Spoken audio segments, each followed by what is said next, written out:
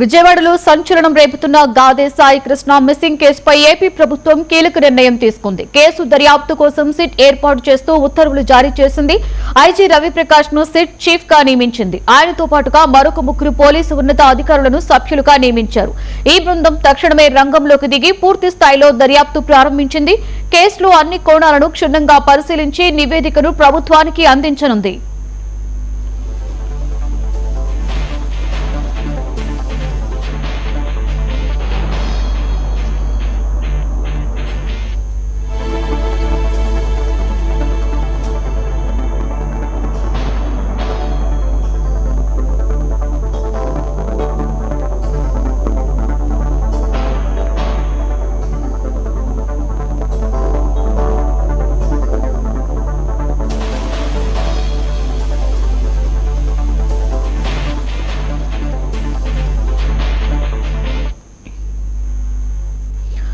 ప్రపంచంలోనే అత్యంత భద్రత కలిగిన విమానం